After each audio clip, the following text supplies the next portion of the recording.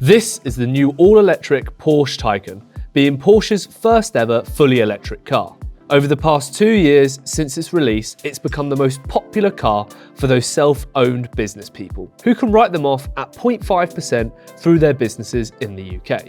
The first high-performance four-door that can go head-to-head with Tesla's Model S. With full-strength range on offer. From a basic single engine, the models can vary, with now the Cross Turismo and Sport Turismo having now joined the saloon, making a total of 12 different variations. Of course, as well as kicking off the Porsche's revolution. The Taycan is also based on the new Audi Sport's new electric e-tron. This is all a result of an investment strategy that will see Porsche spending €6 billion on electric vehicles by 2022. The Taycan is the beginning of that investment, but it will continue with another new EV platform shared between itself, Bentley and Audi, all without getting in the way of its sports car development. Those who are cooperative with Porsche's EV strategy still remains vague at best. For now, it's the Taycan's job to appeal to the buyers, and based on intentional sales, it seems to be working. Is it worth taking a punt on an EV now, or is it still too early in the game for us?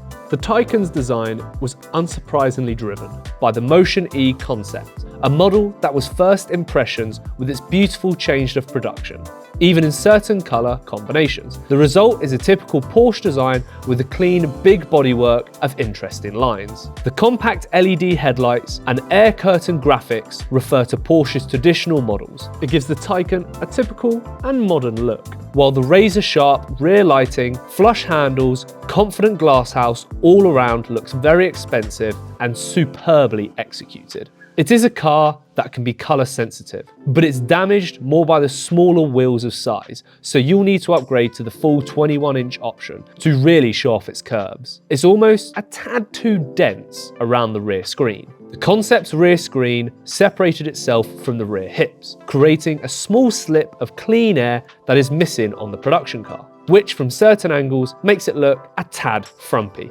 Still, the Taycan has done a superb job of translating the concept's design to production, and compared to the Date Model S and Audi's RS e-tron GT. All Taycans have an electric motor on each axle, a 2-speed gearbox on the rear motor, and a flat battery pack running the length of the cabin.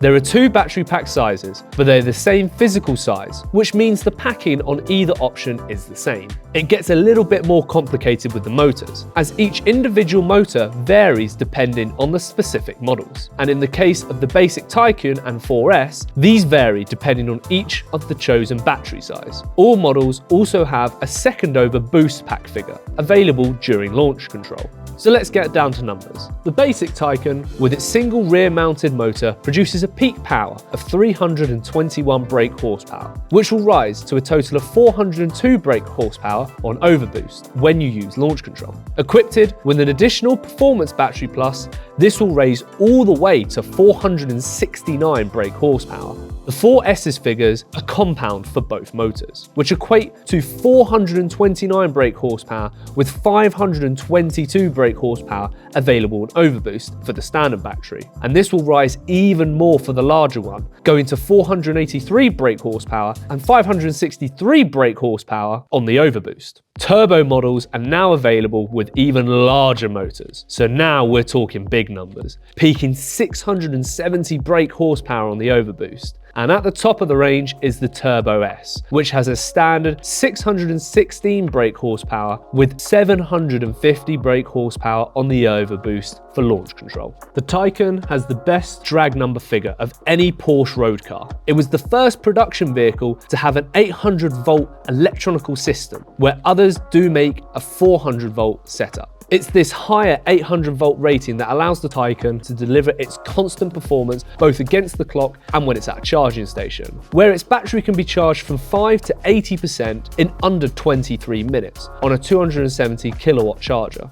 But it can take even longer, of up to 9 hours to charge the battery from 0 to 100% on 11 kilowatt charger. Porsche's carbon ceramic brakes are standard on the Turbo S, with 10 piston calipers and 420mm discs on the front. With only 4 piston items on the rears, clamp the discs that are only 10mm smaller in diameter. Porsche claims the high recovery system means that 90% of everyday braking can be achieved without even using the brakes, relying instead on the force when you lift off. Each of these high-function chassis devices is down-spec'd as you get closer to the standard rear-wheel drive Taycan, which runs on coil springs, passive dampeners, and doesn't need any activity from the active anti-roll and all-wheel steering. Manufactured from a mixture of aluminium and steel, the Taycan's body sits on a chassis that incorporates an aluminium battery tray that also forms part of the safety structure. Internal impressions have been well received by reporters. The seating position is low, the steering wheel has a lot of adjustability, and the front arch is peaking up just like on a 911. The steering wheel is also familiar. Porsche's in-depth work to the perfect electromechanical steering rack on its sports models yield excellent results all round. Other imports are clear too, with the weight to the pedals and a result of firmness to the dampeners that makes the Taycan very different to a Tesla Model S. But it's not quite as you would perhaps expect on an all-electric car. There's noticeable wind noise from the mirrors and around the frameless doors, and the tyre roar on the path just like a 997 Turbo. Especially on those 21-inch wheels, you're gonna hear them. What you don't notice is the effortless motion achieved when driving through the town or on a motorway, and even along a more interesting selection of B roads. The way in which it delivers its power and torque is borderline undetectable, speed building with no real effort or input required from the driver. With the NAF Sport sound generation turned off, you're hard pushed to know if you're travelling at 30 miles an hour or even 70. Find yourself on a long drive, set the cruise to preferred speed, and as a driver you're nearly as removed from the process of driving as a passenger.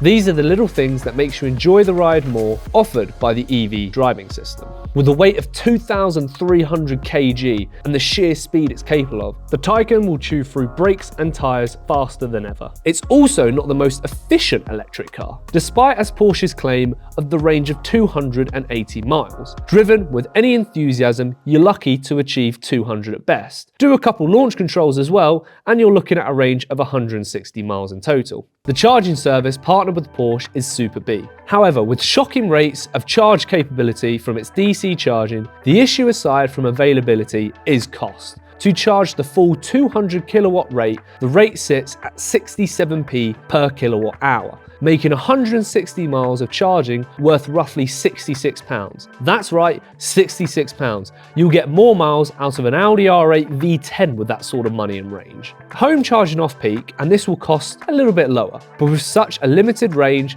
any long drives, you'll likely need to make a mid-trip charge, and you can even be spending over 6 figures on one of these models too. It's unlikely you'll be willing to sit around a motorway service station for an extra 3 hours waiting for the cheap charging point. In this regard, Tesla's supercharger network still works on all the new electric Porsches. With the interior, you really get a futuristic feel with this car. You can choose for the 4 or 5-seat Model 2, but despite quite a large footprint and no carbon engine, it is quite cramped inside this car.